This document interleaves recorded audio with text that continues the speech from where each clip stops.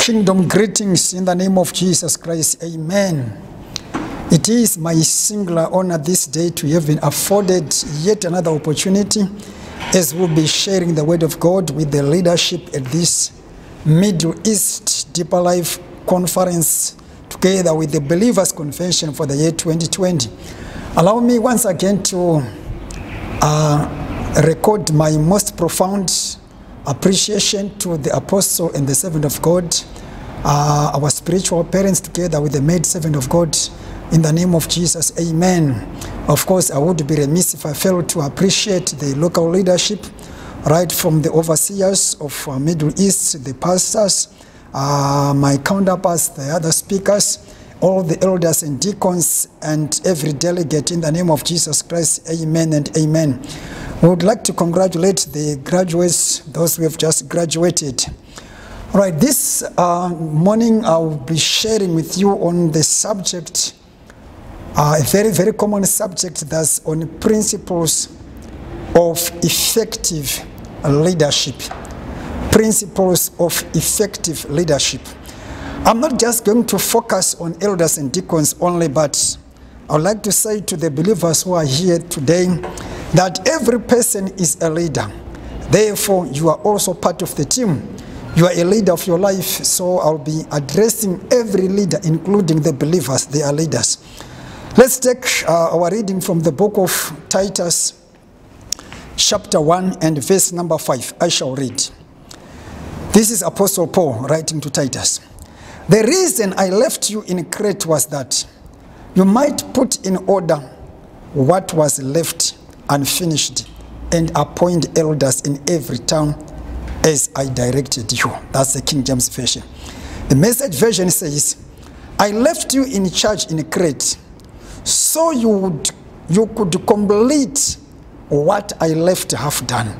Appoint leaders in every town according to my instructions.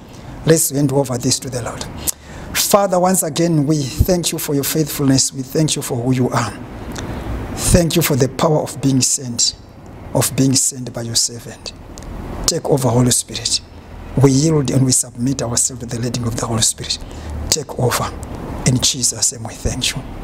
Amen and amen. Now, this was the Apostle Paul writing to Titus. Paul was very, very close to Titus. In fact, he addressed Titus as his true child in common faith, that is, according to chapter 1 and verse number 4. This is because Titus had accompanied Paul on his third missionary journey. And hence Paul wrote this letter to encourage Titus, whom he had left in Crete, to lead the church which Paul had established on his missionary journey. And hence he says on verse number 5, the reason why I left you in Crete was for you to put in order that which was left unfinished. In other words, Paul was saying, I didn't have time, so I left some things unfinished. And hence, I am giving you the responsibility. Now, geographically, Crete was just a very small island. The reputation of the church in Crete wasn't all that good. The Cretans were being despised in the community. During that time, the economy was so bad that even the boys were sold as mercenaries at the age of 12. So they could not make any meaningful contribution in monetary terms. And hence Paul says, for us to solve this problem, appoint leaders, deal with the leadership. Paul saw that things were lacking, and he said, appoint leaders. Message version says, appoint leaders. In the King James Version says, appoint elders in every town as I instructed you. In other words, you are saying move from town to town. Teach leadership. Train leaders. Equip leaders. Paul was saying, before you address the believers, start with the leadership. Spend more time on training leadership. Ladies and gentlemen, leadership develops daily and not within a day. I believe that the apostle, if he were to be in the Middle East, he would say to the pastors, move from place to place. Move from Abu Dhabi. Move from Dubai. Move from Oman. And you go to Bahrain and to Qatar, etc., etc. He says, don't do anything but train leadership. Before you get to the believers, ground and drill the leadership. Make sure that the leadership has been drilled. Spend a lot of time on leadership, because leadership plays a very pivotal role as far as the success of any organization is concerned.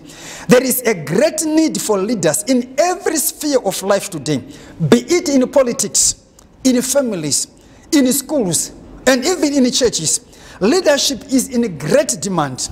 Ladies and gentlemen, there is a genuine need for leadership today in the churches.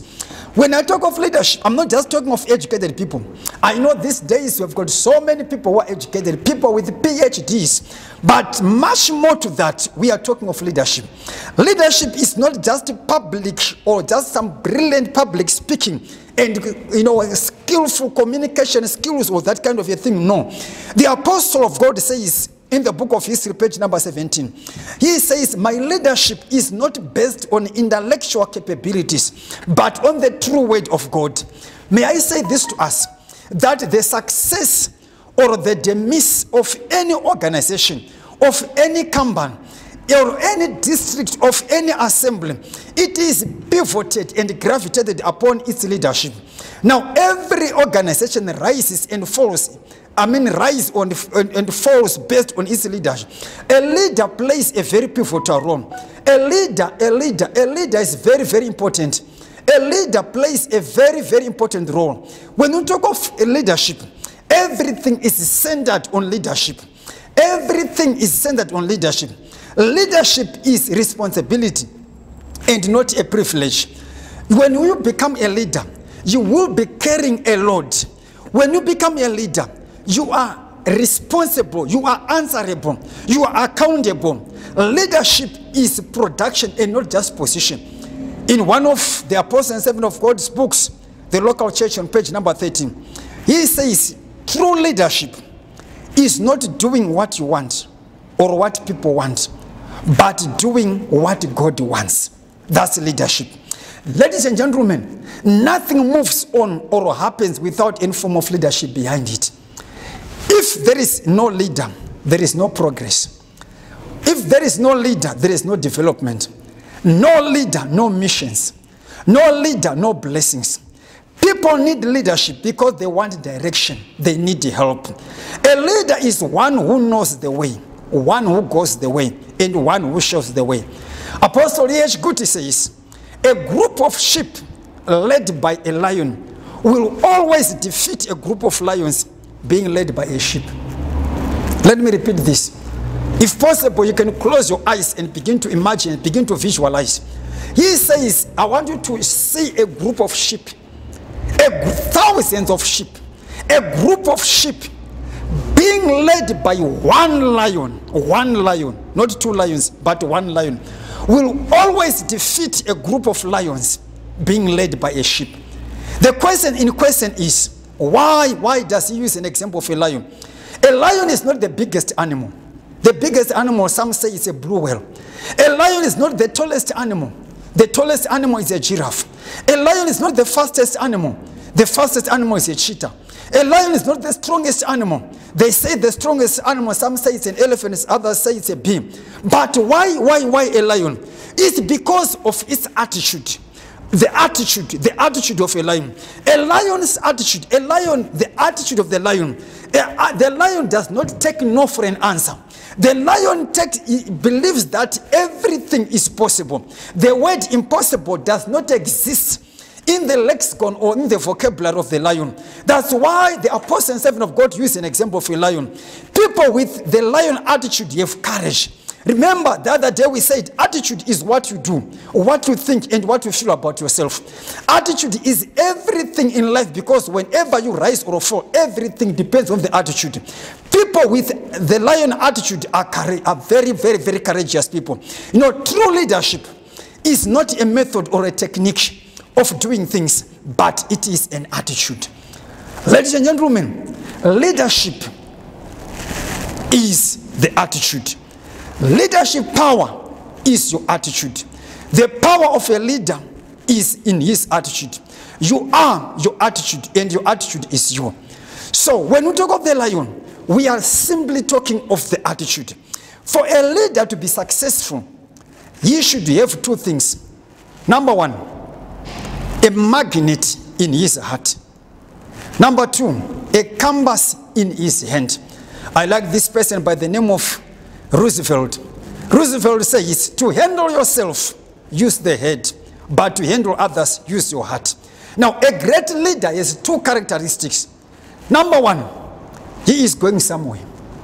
That's a great leader. A great leader has two characteristics. The first characteristic is that he is going somewhere. In other words, he has direction. He is not just moving randomly like just a group of atoms in a gaseous state, no. But he has a direction. He is moving somewhere. Secondly, he is able to persuade others to go with him. You know, if we have people who say, in our assembly, in our region, in our church, you know, people don't want to give, people don't want to do. We simply say that you are not a leader. A leader has direction. A leader is able to persuade his followers to go together with him. You know, people, they need a leader. They need direction. They need a leader. Now, one of our greatest challenges these days is that we have got leaders who are trying to drive people. Leaders who are trying to tell people to go for prayers. Leaders who are trying to tell people to attend service.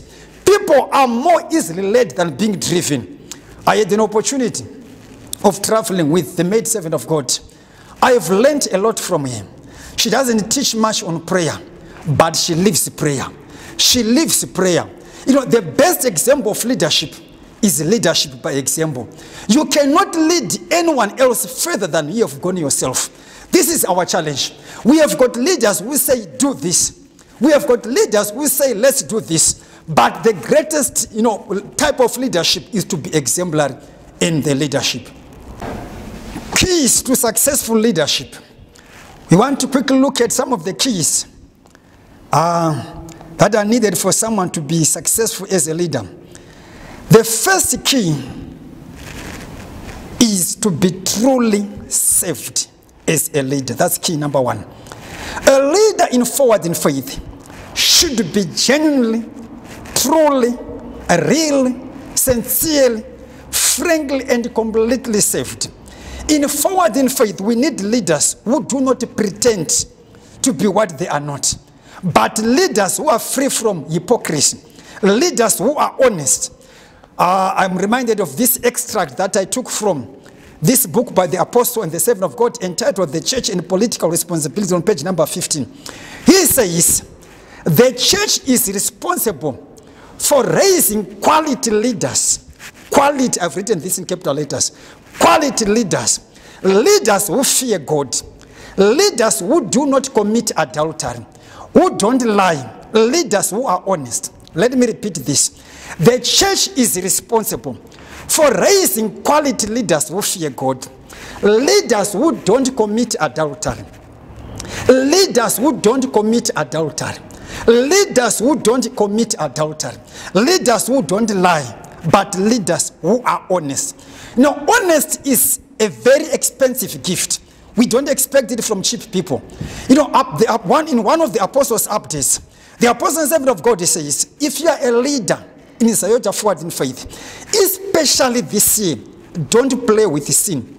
Don't play with sin. Don't play with sin. Now, the first quality of leadership is a leader who is saved.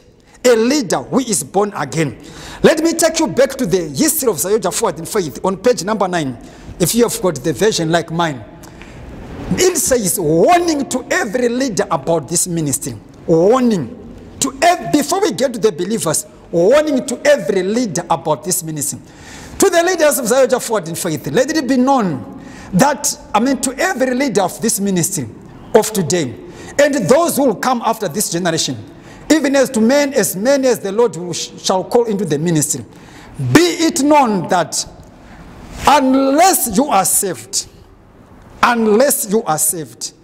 born again, spirit-filled, and speaking in tongues, and teaching believers to be baptized in the Holy Spirit, with the speaking of tongues, as the scriptures say in the book of Acts, chapter 1, verse number 8, Acts 2, 4, etc., etc. This mighty work of God, which he has started and greatly anointed with signs and wonders, it must continue with anointing followed by miracles.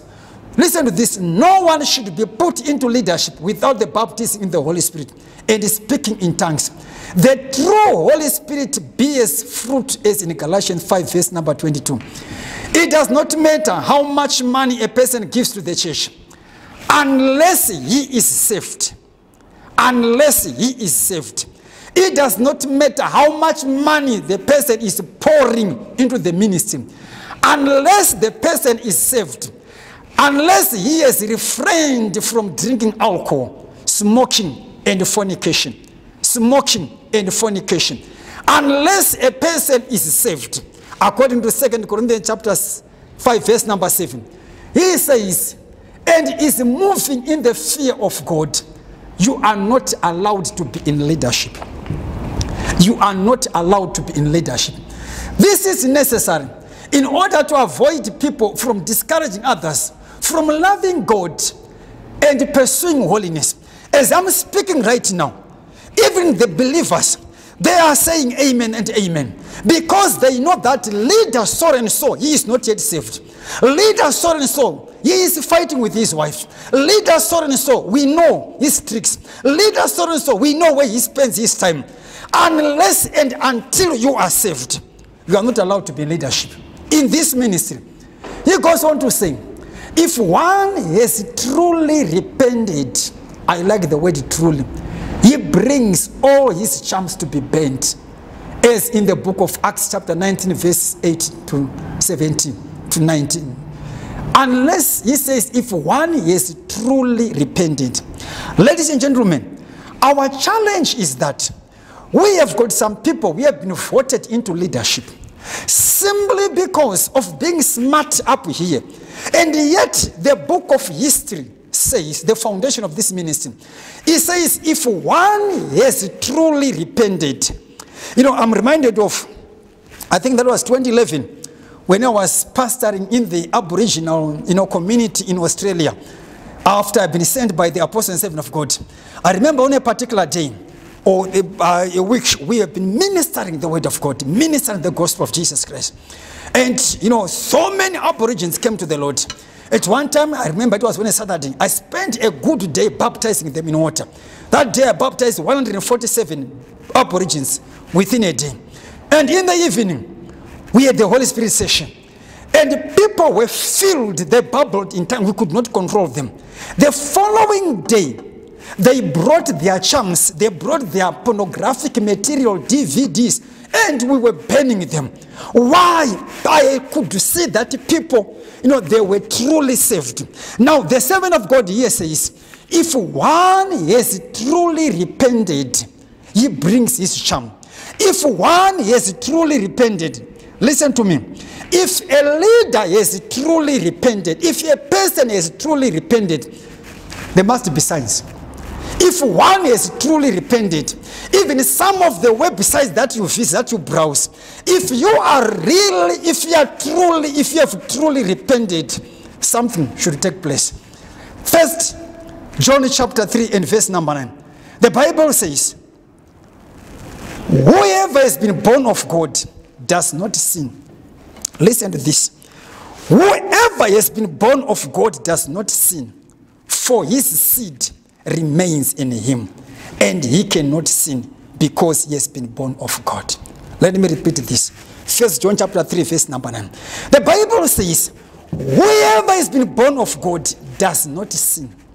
For why? The seed remains in him, and he cannot sin because he has been born of God. I remember during the International Big Sunday, I once gave this example.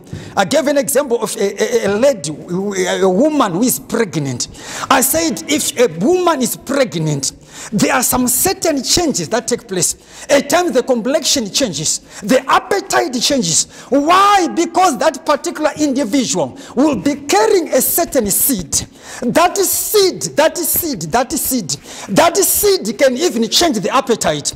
That seed can cause someone to vomit after you've eaten some meat.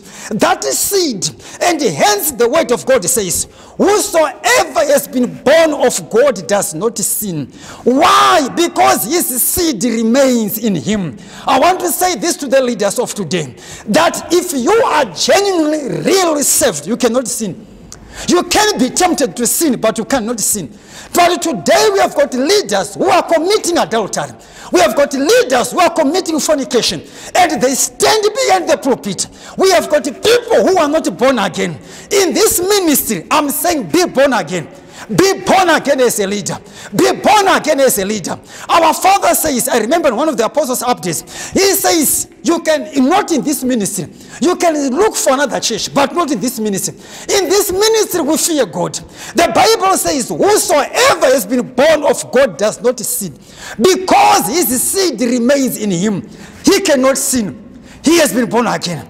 Ladies and gentlemen, if you have the true seed of forward in faith, you can be tempted to sin, but there is something that prevents you from sinning, which will say no.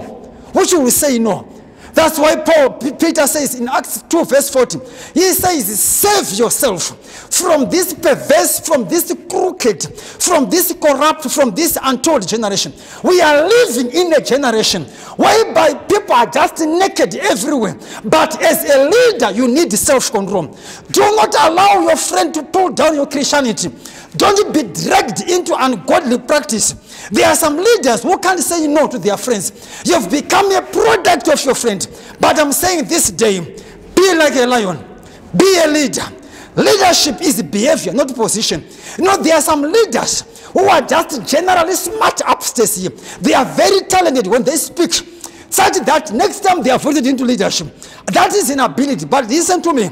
Ability may take you somewhere there, but it takes character to keep you there. You need to be born again as a leader. Born again as a leader. Key number 2, spiritual growth as a leader. Spiritual growth as a leader. Now, a leader should grow spiritually. I like this other portion that I quote from the Apostle 7 of God, whereby he said, according to my calling, people should grow, not growing old, but growing up. A leader should grow. A leader, you know, you don't have to remain a baby. You don't have to remain a baby. Hebrews 5 verse 12 says, according to New Living Translation, you have been believers so long. Now you ought to be teacher. You ought to be teaching others. Instead, you need someone to teach you the very basic things about God's word. You are like babies who need milk and cannot eat solid food. In other words here, the author is saying by now, if you look at some people, you fail to understand that where does he go wrong?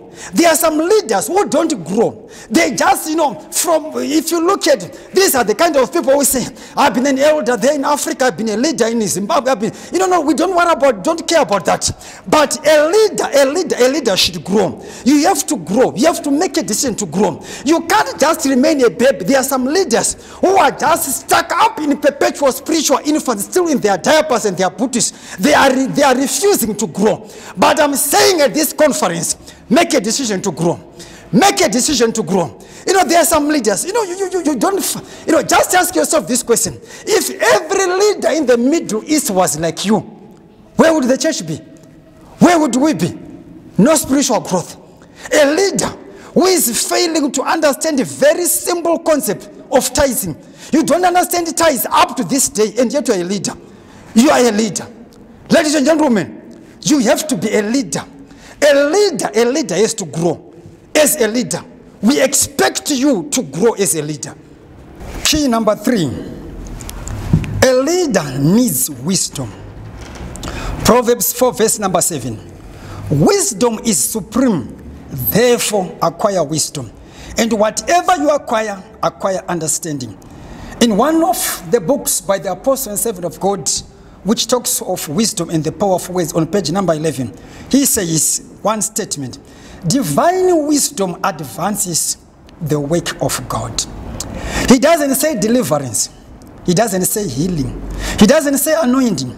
But he says divine wisdom advances the work of God. Ladies and gentlemen, lack of wisdom goes hand in glove with ignorance. Now, according to the servant of God, when we talk of wisdom, wisdom is the sum total of both knowledge and understanding. Wisdom is to see things before they happen in your assembly. You know, wisdom. Let me say this to the men. Whenever you hear, especially your wife says, Daddy, if you allow such a thing, if you continue to do this, if you continue, you need the wisdom. You need to hear twice. If you continue to do this, a leader needs wisdom. You have to be in a position to tell that if I continue running this assembly in this way, I might end up losing people. Wisdom is the ability to interpret life as God sees it. It is the ability to see the total picture which God sees of a person or a situation. Wisdom is the ability to see through God's eyes, to hear through God's ears. Whenever a leader hears things, don't just rush to a conclusion, but hear with God's ears, to feel through God's heart, to walk God's steps, to think with God's mind. Whenever you hear bad things, don't just plunge into things. You need wisdom. Wisdom says, don't be quick to call for a meeting. Wisdom says, try to hear with God's ears. You need wisdom. At times the devil may prevent you from winning souls, but you need wisdom. You will never reach your destination if you stop and throw stones at every dog that barks. At times you need to hear with 2 ears. You need to hear with the ears of God. At times you don't even call for a meeting. Words can cause misery. Words can destroy. Words can cause wars, according to what the Apostle and Servant of God says. Words can create divisions in the church. When we know this, before we speak, we need to be very careful of what we say. Words cannot die once they come out. There are some leaders today, as I'm speaking right now, you are no longer visiting each other. You are no longer praying together. You are no longer communicating with your colleague. You are no longer texting each other. Why? Because of words. Words cannot die once they come out. There is this Jewish proverb which says, a bird that you set free may be caught again, but a word that escapes your lips will never return. Therefore, before you speak as a leader, you need wisdom. Before you speak as a leader, wisdom, it makes you to respect other people. Lack of wisdom, it's like, pride or that kind of a thing. When you lack wisdom, you don't even, it means you take no man's advice. Lack of wisdom prevents you from seeking the necessary help. Lack of wisdom deceives you into what we call self-reliant. It makes you to act as if you know everything and yet you know virtually nothing. Lack of wisdom, it makes you to respect your opinion more than others. You don't consider others as important. Therefore, as a leader, you need wisdom. Wisdom it helps you to maintain peace, not to fight in your assemblies. Wisdom makes you to hear things with God's ears, to hear things with his ears. There are some leaders who don't have wisdom. They are just criticizing their leaders. They are just criticizing the pastors. Let me just show you something from this book by the Apostle and Servant of God. Now, the challenge that you are having, 2 ways of knowing God, on page number 41. The servant of God says, the topic is, do not criticize. He says, the deacons and elders who are not mature, they criticize the pastor when the work of God goes down, but it is wrong. Listen to this.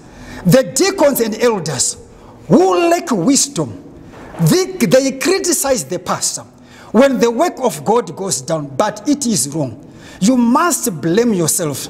No one should blame anyone because we are working as a team. No one person can do the work of God alone. We work as a team. If you are there as a deacon or a pastor or an elder, when the work of God goes down, we must know that you are all to blame. But sometimes these things happen because we are relaxed and we forget that there is an enemy. Ladies and gentlemen, what we are simply saying is that we need a lot of wisdom as a leader. A leader needs wisdom. A leader needs wisdom. You need wisdom as a leader. That's the next key number 4. Key number 4 is a key of pruning. Pruning as a leader.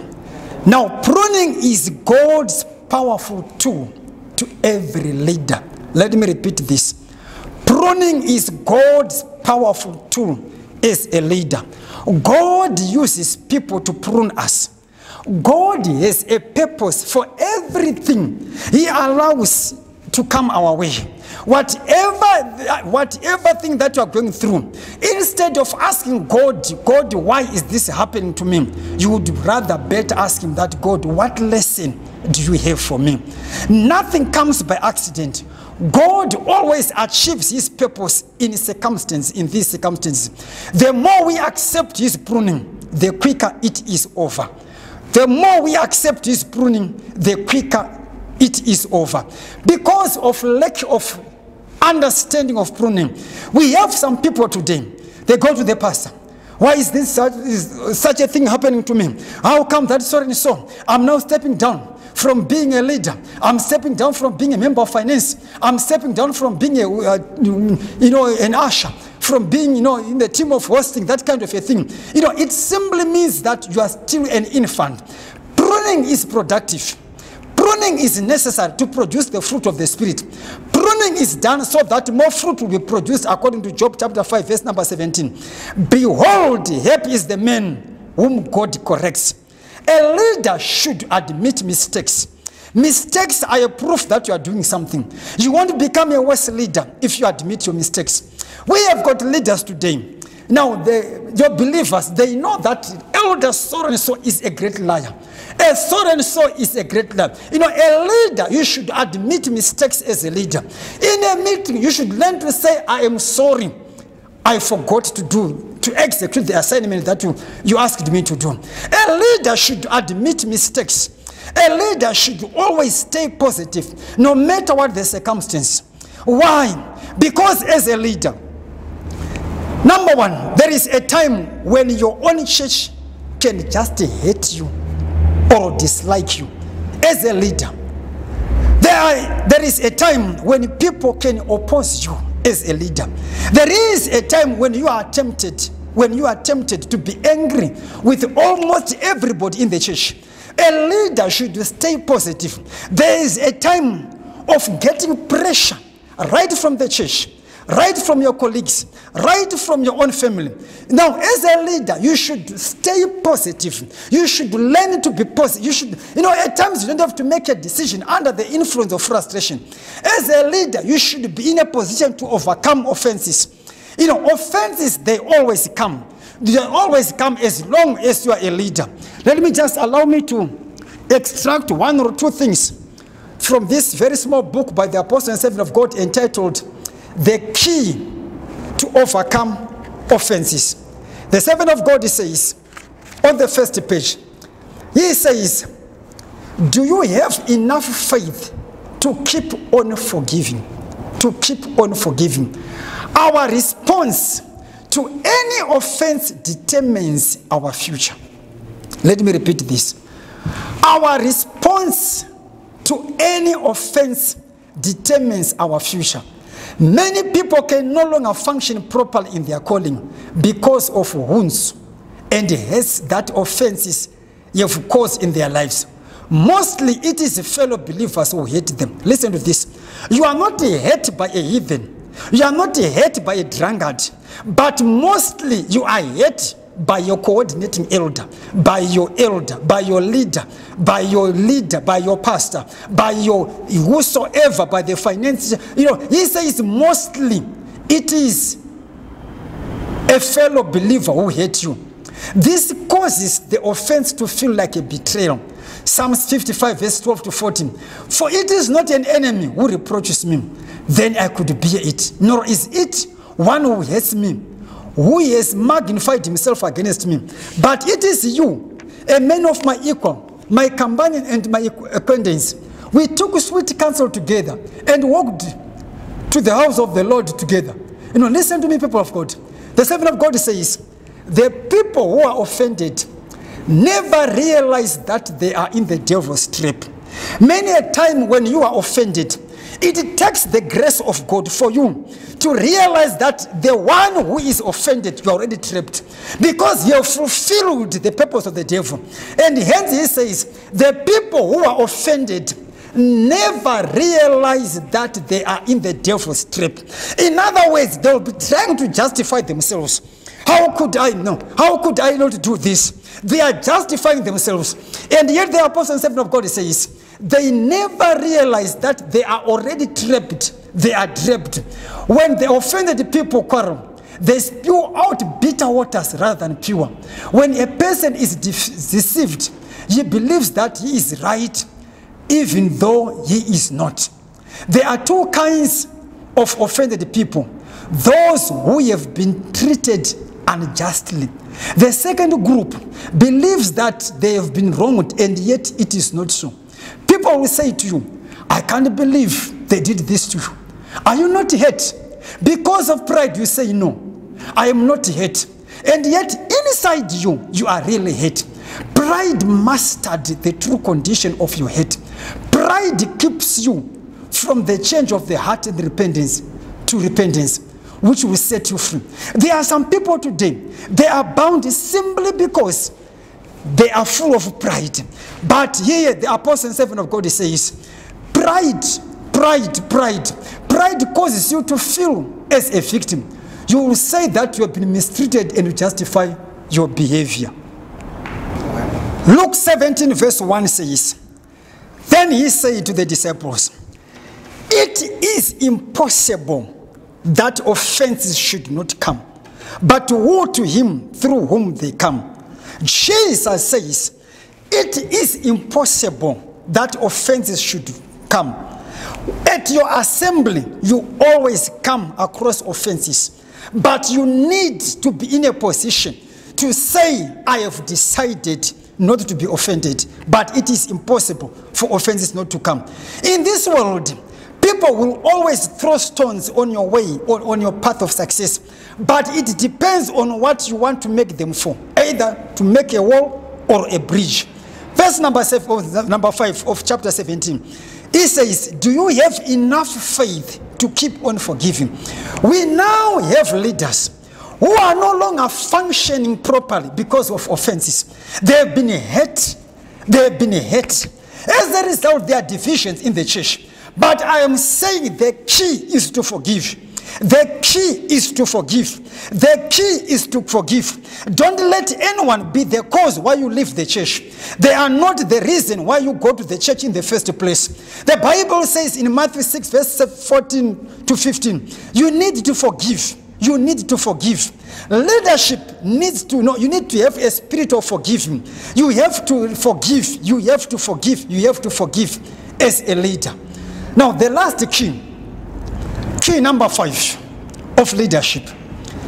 A leader should have the spirit of his church or the spirit of a leader. Let me repeat this. As a leader, you need to have a spirit of your leader. The spirit of your leader. The spirit of your leader. An extract from this book entitled Missions and Missionary Work on page number 42. The servant of God says, if your spirit and the spirit of your leader are not connected, then the spirit of Jesus cannot join you. Let me repeat this.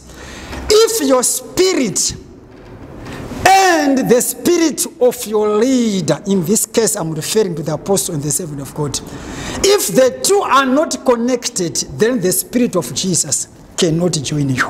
In other words, if you have the spirit of this church, if you have the spirit of your leader, then the spirit of Jesus is bound to be there. Numbers 11 verse number 16.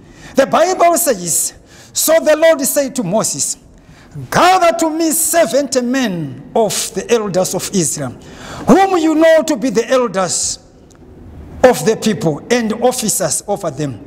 Bring them to the tabernacle of meeting, that they may stand with you there. Verse number 17. Then I will come down and talk with you then. Listen to this. I will take of the spirit that is upon Moses, and will put the same upon you, and they shall bear the burden of the people with you, that you may not bear it yourself alone. I want you to take note of this. The Lord is saying, I will take the spirit that is upon Moses, and the very same spirit, I will place it upon the leadership. The spirit that is upon Moses, the Lord is saying, I'm going to take the spirit that is upon Moses, and the very same spirit, I will put it upon the elders and deacons, upon the leadership that is in the Middle East. After having done that, there will be the burden that is upon the apostle and the servant of God. Verse 25 says, Then the Lord came down in the cloud, and he spoke to him, and he took the spirit that was upon Moses, and placed it upon the 70 elders. And it happened, when the spirit rested upon them, they prophesied. They prophesied. Why? Because the spirit was upon them. Ladies and gentlemen, in this book, which is entitled A Disciplined and a Teachable Spirit by the Apostle and the Servant of God, on page number 12, it reads, people are not after, do not need another spirit. Underline this. People are not after and do not need another spirit. They need the spirit of Zayoja forward in faith. The spirit of God that is upon their father, Baba Good. You cannot attract people in this church without having the spirit of this church. That's a very powerful statement. You cannot attract people in this church without the spirit of this church. It doesn't matter, you don't know how to preach. But if you have the spirit of forward in faith, people will come to you. It doesn't matter, you don't know any Greek word. But what you need is the spirit of this church. The spirit of forward in faith. That's the very same spirit which is upon our father, Apostle E.H. Guti. He says you cannot attract people. That is why if you look at your assembly, people, the number of people is going down. When you inherited that assembly, you were 28. But as time went by, you become 20, 16, 10. You are now less than 5. Why? What you need is the spirit of this ministry. He says you cannot attract people. You cannot attract people. You cannot attract people. You need the spirit of this ministry. When I read of this statement, I'm reminded of the year 2018 when the Apostle and Servant of God sent us to Montego Bay, that's in Jamaica, to plant the church. We went there, no direction, not even a single person that we know, but we just sent them. The servant of God prayed for us, and he gave us some words of wisdom. And I realized that we need to have the spirit of this church. We didn't know where to start from. But thank God, one person just came to the Lord. That person, she became instrumental to the other people coming to the Lord. I remember at the place, the venue that we were using, there were 5 different churches being led by pure Jamaicans. The 5 different churches. But the rate at which our church was growing, I remember one of the apostles in the same building, there were 2 churches.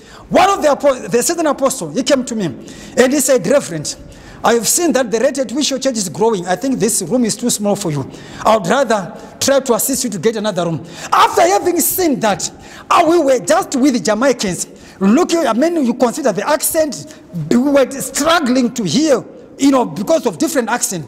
But what the apostle is saying, he says you need the spirit of this church to attract people. You cannot attract people if you don't have the spirit of this church. There is no need for Greek words, Hebrew words, and what have you. Well, Hebrew words and Greek words, they are good. But much more to that, we need the spirit of this church. Let me just give this other testimony. In the year 2014, we were sent by the apostle and the servant of God. We were in America. In fact, we accompanied the apostle and servant of God in America during the Believers Convention and their Deeper Life Conference. That was in Georgia, Atlanta. That was in the month of July. When the servant of God was ministering, I could say something. He constantly repeated. He would say, get into forward in faith. Get into forward in faith. Get into forward in faith. Get into forward. I was actually wondering as to why you were saying, get into forward in faith. In other words, you were saying, take the spirit of forward in faith. Soon after that, we were deployed in the Northeast region, the area that covers New Jersey, New York, Washington, D.C., Pennsylvania, etc., etc. Now, when we got there, they are working their national talents. It was during the month of July. When we were deployed there, I remember during our first meeting, I made a declaration. As a leader should be a man of faith. I made a declaration, and I said, in fact, I was told that they told me within that region, they were saying, they said that there were 5 regions within America during that time for admin purposes. And these guys were saying, we are not normally counted. When people are serious, when they are working seriously, at times they divide by 4 and they leave out our region. They say, you guys just bring whatever you get. So they're just trying to show us that we are not counted, things are not okay with us. And during that time, as they were working the national talents, I made a declaration in one of the meetings, our first meeting. I said, guys, our target this month, that was now in August, our target for this month is 20,000. My goodness, I don't forget that. I remember, a person who is not in the kingdom, when you work with people who are not in the kingdom, one deacon had the audacity and the guts to approach me. And he said, evangelist, let's be realistic. I'm told that this is your first time to be in America. You don't know. In Zimbabwe, I'm told that you are abusing the dollar there. He says, do you know what we call simple proportion? I said, yes, I'm a mathematician. My first degree was in mathematics. And he said, do you know what we call simple proportion? He said, if from January, February, March up to July, 7 months, we are far less than 20,000, about 10 or if not less, the cumulative total. How come that you are saying that within a month we can raise more than 20,000? Let's be realistic. After having said that, he says, don't know America. And I said, I don't know America, but I know the God who has sent me to America. You know what happened? The first 3 weeks, I have never talked of money. I was just emphasizing on what the apostle and servant of God was teaching about. I was teaching, I still recall this very clearly and very vividly. I was teaching on divine connection, divine connection, divine connection. Be connected to the source. First 3 weeks. The very last week, we talked of the big day. And guess what? There is more than 20,000 on that particular month. That particular month. The time that we left there, within the 3 months, they were far above 100,000 US dollars. Why? Because after they had received the spirit of this church, when you have the spirit of this church, you don't struggle. What you need is the spirit of this church. A leader needs to exercise faith. A leader has to have the spirit of this church. At times, we have got leaders who are not operating in the kingdom, who disturb the vision of the pastor. Many times we as pastors, we ask ourselves this question that, who is the pastor who promoted this person to become a leader? Because we need to have the spirit of this church. Someone may ask and say, how do I get this spirit? The spirit of forward in faith. On page number 12, the second paragraph. And the servant of God says, for us to have the spirit, this spirit of this church, we have to be true disciples of the apostle and the servant of God with a teachable spirit. We have to be true disciples. We have to be true disciples. We have to be, I remember in the local church, I think page 37, if I'm not mistaken, he says, your problem is that you are just my follower and not my disciple. There are many followers of the apostle and the servant of God, but very few disciples. So he says, for us to have this spirit, we have to be true disciples of the apostle and the servant of God with a teachable spirit. Paul says, imitate me as I also imitate Christ. That is 1 Corinthians chapter 11 and verse number 1. What is a disciple? On page number 10. The definition of a disciple, he starts by saying, a disciple is a learner, a taught one. In Greek, methodes, which means more than just being a student. They are imitators of their teacher.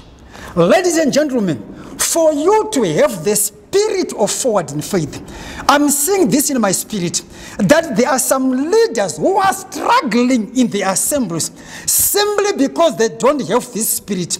If you have the spirit of this church, you don't struggle. For you to have the spirit of this church, you need to be a disciple. Now, a disciple is a taught one.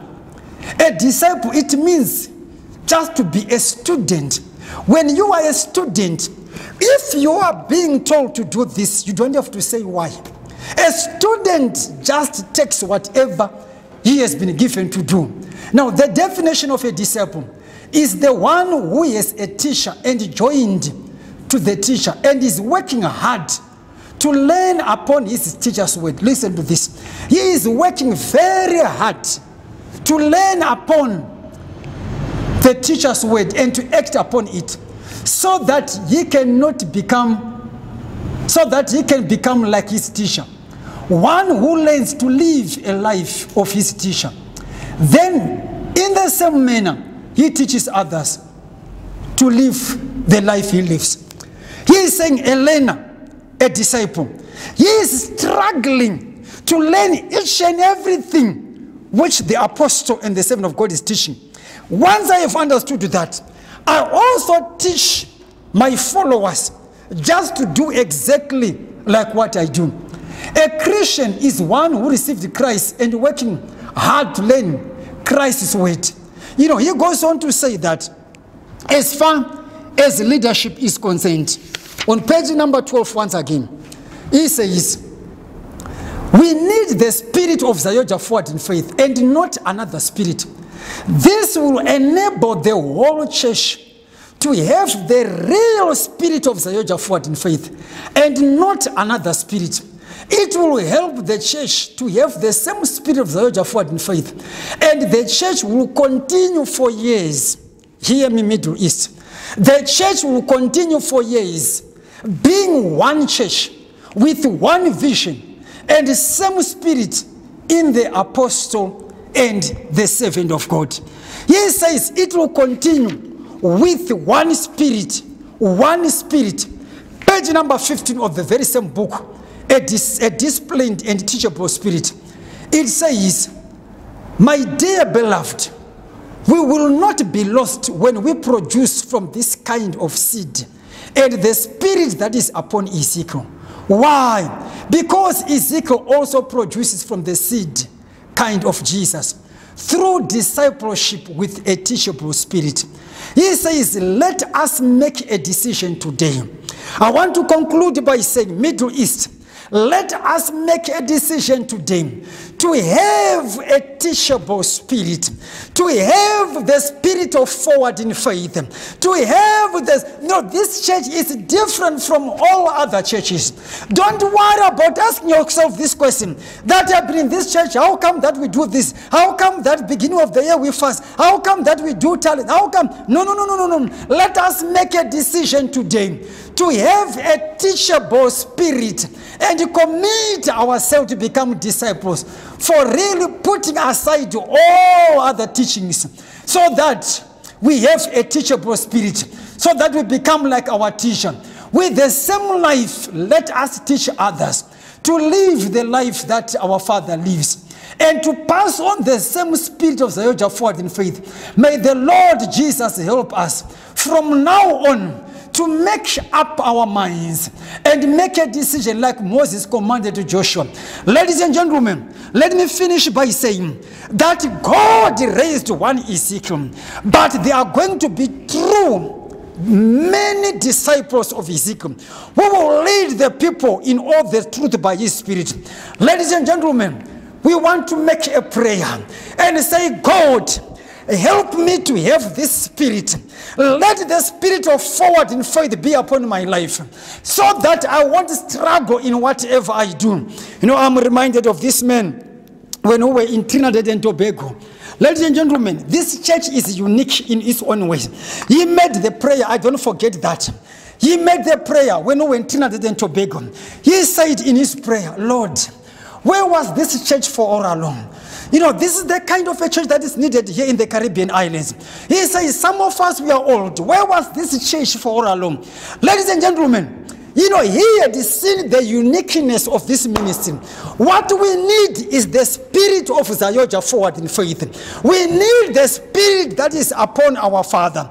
That's why the Bible says from the book where we have read, God said to Moses, I am going to take a certain portion of your spirit, and this very same spirit, I will place it upon the leaders so that they can bear the burden with me. I want to say this to you, ladies and gentlemen.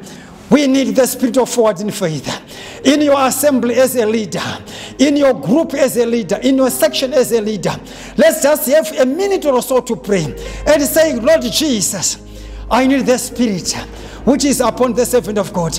I need the spirit which is upon forward in faith. I need the spirit which is upon our leader. Just have time to pray, just to pray, just to pray, just to pray, just to pray. Father, we thank you for your faithfulness. We thank you for who you are. We thank you, Father God. Father, even in the name of Jesus Christ, Father, I want to say thank you, even as I pray for the leadership of this ministry. I pray for the leadership in the Middle East, that God, let the spirit that is upon Ezekiel be upon us. Let the spirit of Ezekiel be upon us. Let the spirit of forward in faith, raise your faith. Raise your hands and your faith and begin to intercede. Begin to pray. Begin to pray for the servant apostle of God. Begin to pray for the apostle and the servant of God. And ask him, God, to put his spirit upon your life. In the name of Jesus Christ. Father, we thank you for your faithfulness. We pray that let the spirit that is upon your servant be upon us, so that we don't struggle in our assemblies. We don't struggle in our assemblies. In the name of Jesus Christ. Father, we thank you. We worship you. We thank you for your faithfulness. We thank you for who you are. We thank you, Father, for this spirit. We need the spirit of Jesus Christ, which you have put upon your servant, so that we don't struggle, Father, in whatever we do. In the name of Jesus Christ. Ladies and gentlemen, I am personally seeing the new forward in faith in the Middle East. You know, the word of God says, do not remember the former things, but behold, I'm doing a new thing. Ladies and gentlemen, what we need is the spirit of this ministry, the spirit of forward in faith, the spirit of don't criticize this church, don't criticize your leadership, but what we need is the spirit of this ministry. Just like what our Father says, that we don't need any other spirit, but the spirit, just use, that's mere simple common sense. Look at the ministry. Look at the ministry. For all this years, since 1960 up to this day, the church is moving on. Why? Because of the Spirit of God that is upon our Father, the Apostle and Servant of God. Hence, we need the Spirit of God that is upon our Father. As we raise our hands to Jesus Christ, allow me to make this benediction as we say, the Lord God bless you and keep you, protect you, sustain you, and guard you. The Lord God make his face to shine upon you with favor and be gracious to you, surrounding you with loving kindness. The Lord God lift up his countenance upon you and with divine approval and give you peace, a tranquil heart of life. The grace of our Lord Jesus Christ, the love of God, the communion and the fellowship of the Holy Spirit be with you all. In Jesus' name, amen and amen. God bless you. God bless you. In Jesus' name, amen and amen.